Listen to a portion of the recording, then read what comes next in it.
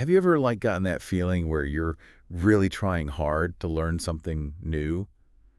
You know, Um, putting in the time, yeah, but it just like doesn't stick. I've been there. You know what I mean?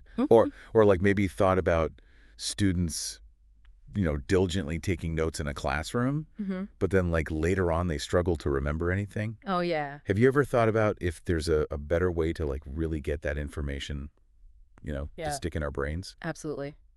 That's a huge challenge that I think a lot of people face, and it really speaks to this difference between just being exposed to information Right. versus actually internalizing it and making it your own for long-term use. Yeah. And that's exactly what we're going to be talking about today. Okay, great. We are diving deep today into a fascinating article. It's called Focused Teachers in Education and Focused Learners and Learnography Okay. by Shiva Narayan Taxila Page. Mhm. And this was published just yesterday, April 7th, 2025. Wow, so hot off the presses. What is the main idea that this article is putting forward? What's the core insight? Okay, so this article, it introduces like a really compelling shift in educational thinking. Okay.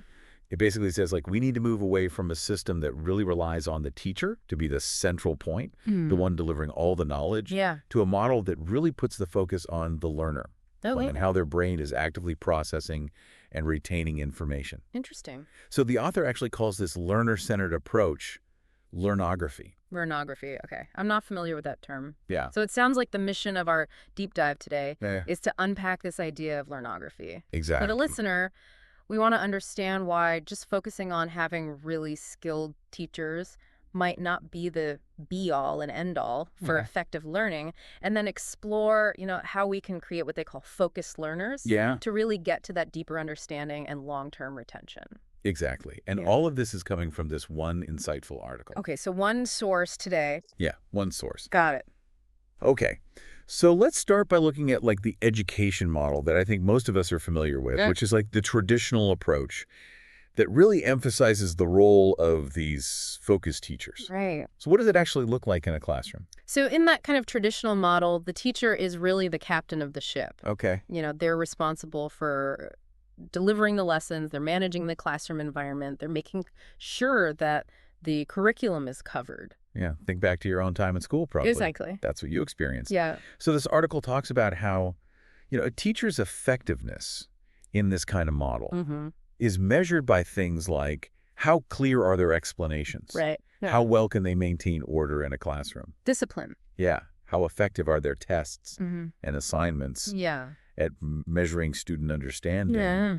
And, are they covering the curriculum? Right. Making sure all boxes are checked. Yeah. And also they're evaluated on like their use of different teaching techniques to try to reach different students. Absolutely. I know. Trying to find the right approach for everyone in the classroom. Yeah. Yeah. So the article really points out that like the fundamental assumption here Mm-hmm. underpinning this whole model Okay.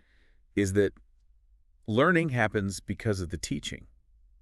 Right. So if the Mhm. teacher delivers the information, well, then the student will learn Yeah, it. it's all about the teacher's actions, Yeah. the input. Exactly. Okay, so I can see the logic in that. But then the article goes on to talk about some of the limitations Okay. of this very teacher-focused system. Interesting. Yeah. Yeah, because I'm sure there are some. Yeah, so what are some of those like potential downsides? Well, one of the big ones, I think, is that it can lead to students becoming very passive in their own learning journey. Right. If the teacher is always the one providing the information, explaining things, and directing all the activities, the students might not develop the skills to kind of seek out and process and make sense of information Right. on their own. It's like they're always being fed. Exactly. They become receivers of information rather than active participants in their own learning. Yeah, and the article also touches on this potential for reduced self-directed learning. Right. What does that mean in this context? Well, it basically means that when students are always relying on the teacher for that guidance and that direction, Mm-hmm. they may not actually cultivate the internal drive and the skills that are needed to actually pursue their own learning independently. Right. So they might not have that kind of natural curiosity to delve deeper into a subject that interests them, or the ability to kind of recognize their own learning gaps and figure out, okay, how do I address this? Yeah, it creates a kind of dependence Yeah, on the teacher to always be the one to say, okay, here's the next thing. exactly. And the article also points out that this model can sometimes prioritize memorization Yes. over true understanding. Oh, that's a good point. Because when the focus is on, getting through a large amount of material, Right. sometimes you do just have to memorize facts and figures just to pass a test. Right. But you're not really understanding the concepts and how they connect to other things that you've learned. So it leads to what the article calls low retention. Right. It doesn't stick with you long term, Exactly. and a lack of knowledge transfer. Because you might be able to, regurgitate some facts for an exam, Right. but then you can't actually apply that knowledge to a new situation or, connect it to something you've learned in a different class. Exactly. And very closely linked to this is the idea of minimal student ownership Right. in their academic progress and learning outcomes. If you're not the one driving in the car, Right. you're not going to be as invested in where it ends up. Yeah. So if learning is seen as something that's done to them by the teacher rather than something that they're an active participant in and take responsibility for, then that can impact, their motivation and their engagement. Absolutely. And I think this article makes a really, really critical point here when it emphasizes that the real cognitive work of learning, Yes. that process of taking information, from a page or from a teacher's words Right. and turning it into actual knowledge in your brain, Yeah, that has to happen in the learner's own mind. it does. No matter how good the teacher is, Right. they can't learn for the student. They can't do the work for them. Exactly. So no matter how focused or effective the teacher is at delivering information, if the student isn't actively processing it, Yeah, deep and lasting learning just won't happen. it won't happen. And this is a great segue into the concept of learnography and the idea of creating focused learners. Okay, so let's dive into this new model then. Yeah. Learnography. Yeah. How does it really fundamentally differ from this traditional teacher-centered approach? Well, learnography is a shift in focus from the teacher's delivery of information to the learner's brain and how it engages with that information. Interesting. So the central idea is to train students to become focused learners. So you're shifting from focusing on the delivery truck Exactly. to focusing on how the recipient Yeah, unpacks and organizes the delivery. that's a great analogy. So what does this training look like? How do you actually become a focused learner? Well, it involves this really, active engagement in what's called book-to-brain knowledge transfer. Okay. So you're not just passively reading or listening. You are actually interacting with the material physically. Okay, so the teacher's role must change quite a bit in this model then. Absolutely.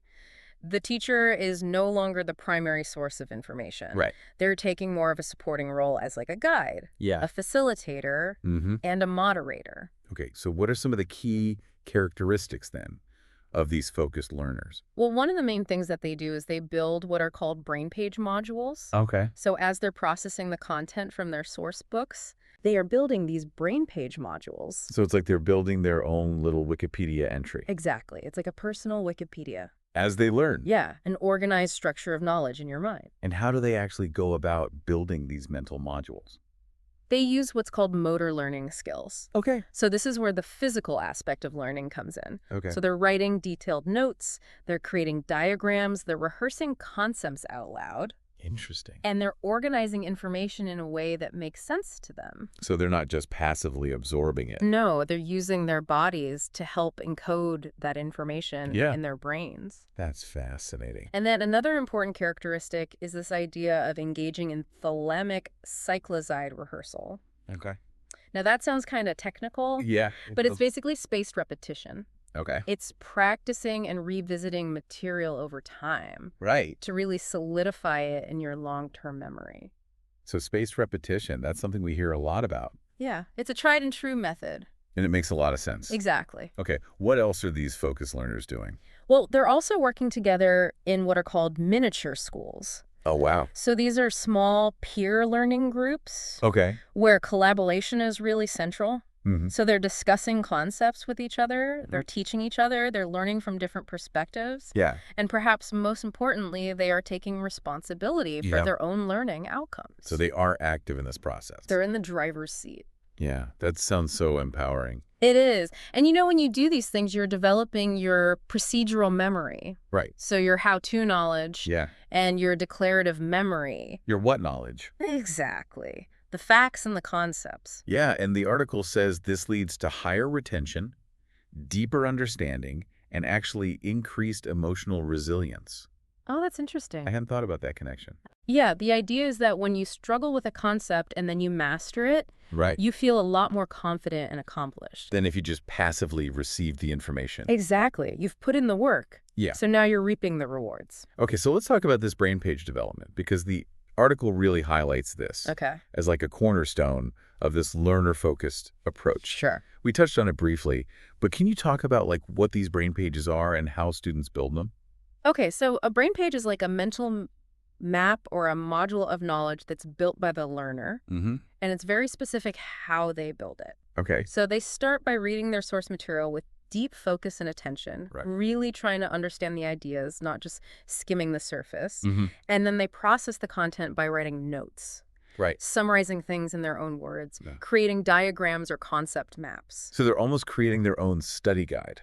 Exactly. Yeah. It's like a personalized way of Yeah. interacting with the information. They're transforming it Yeah, to make sense to them. exactly. And then comes the practice, Right. that spaced repetition. The cycles I'd rehearse. Exactly, that thalamic cycloside rehearsal to really make it stick. Yeah. And they collaborate with their peers in those miniature schools, and they apply the knowledge by working through problems and finding solutions. It's about using the knowledge. Yeah, it's not just about storing it. Not just storage. It's about being able to do something with it. Okay, so it's this very active cycle of reading, processing, practicing, collaborating, applying. Yeah, a very holistic approach. And the key takeaway is that this brain-centric approach is what leads to long-term memory. That's right. It's not just surface-level understanding. It's deep understanding. Exactly. Okay, so imagine the difference between a traditional classroom where the teacher is lecturing Right. and one operating under these learnography principles. I mean, it's a completely different environment. Totally. In the traditional classroom, it's often one-way information with students as passive listeners. Yeah. But in learnography, it's learner-centered. Yes. The students are the drivers. They're the active participants. Exactly. They're taking the information and actually constructing their knowledge Yeah. through engagement practice and collaboration. And the classroom becomes this happiness classroom. Yeah, I love that term, happiness classroom. Yeah, it's about exploration and teamwork and Talking creativity. about joy in learning. Right. And the teacher's role changes so much in this environment. Yeah, it really does. They become moderators, facilitators and guides rather than instructors. And this shift has so many benefits, according to the article, It does. like increased autonomy, Right. stronger memory, Because of those motor skills. yeah, and problem-solving skills. Yeah, those real-world problem-solving skills. And it fosters peer accountability Yes, and leadership, absolutely. mutual learning, Yeah. and even emotional intelligence and self-confidence. It's a much more well-rounded approach. And the article says this leads to like deeper engagement, Yes. a stronger sense of academic identity, Mm-hmm. and a lifelong connection to knowledge. That's amazing. It's not just about passing the next test. It's about becoming a lifelong learner. Exactly. So the article is very clear that teachers are still super important Yes, they're crucial, in learnography. but their roles are different. Yeah, so what are these new roles? Well, first they act as class directors. Okay, So they're overseeing this core team of the classroom operating system. it's CROS. Yeah. And this involves students taking on leadership roles, Interesting. like a phase superior, a system modulator. Wow, so students are part of running the classroom. Yeah, they're taking ownership. That's really cool. Then second, the teacher becomes a task moderator. Okay. So they're designing these learning environments Mhm. and they're helping the students with tasks. So they're guiding those activities in the miniature schools and making sure everything runs smoothly. Right. So they're still involved, but they're not the ones delivering the content. Right. And fourth, they serve as observers. Okay. So they're assessing the knowledge transfer Mm. and the development of brain pages Okay. through things like brain page testing Yeah. and what are called taxila levels. Taxila levels. Yeah, which is a framework for understanding a student's progress. Okay.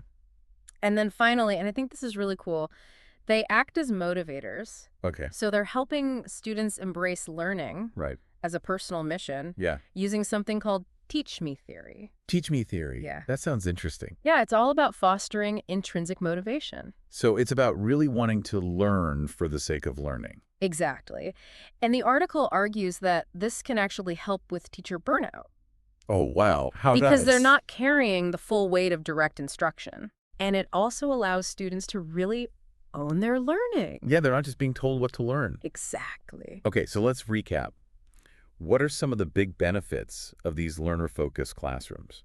Well, one of the biggest is greater retention and mastery, thanks to those brainpage modules. Yeah, and there's the emotional development. Right. Students feel more confident, more autonomous. Yeah. They develop a growth mindset, Right. and they actually enjoy learning, and they Yeah. get to share that learning with their peers. It creates such a positive environment. Absolutely. And it can even lead to a reduction in behavioral issues. Oh, that's interesting. Yeah, because the students are engaged and they're using their motor skills. Yeah, they have an outlet for Right. their energy. Exactly. And it also cultivates peer leadership Yeah. with those small teacher roles Mhm. in the miniature schools. Right. And it aligns with how we learn in real life. We Yeah. learn by doing. By applying. Exactly. So it's not just about academic outcomes. Right. It's about developing important life skills. And fostering a love of learning. Exactly. Okay, so the big takeaway here is that the future of education Yes. might really depend on creating focused learners. Yes. Instead of just focusing on teaching. We need to empower the learners. Exactly. And the core principles of this system, learnography, the brainpage modules, the motor science, the miniature schools. Yeah. It's all about empowering students to take control of their learning. Absolutely. It's a huge shift in how we think about education. It's not just a small tweak. It's a fundamental transformation. Yeah, this deep dive has been so insightful. I agree. It really makes you think about how we can support learners in a more fundamental way. It does. And it leaves us with a question for you, our listener. Okay. How can these principles of learner, focus, and active engagement be applied outside of the classroom? That's a great question. Yeah, think about your own learning journey. Yeah. Whether you're learning a new skill Right. or trying to absorb complex information. Or just following your curiosity. Yeah. Right. What if you took a more active approach? What if you started writing more? Yeah. Creating diagrams, rehearsing what you learn? Yeah. Would that lead to a deeper level of understanding? Would that help the knowledge stick with you longer? It's something to think about. It really is food for thought Yeah. for all of us. Thanks for joining us for this deep dive. It's been a pleasure. We'll see you next time. See you then.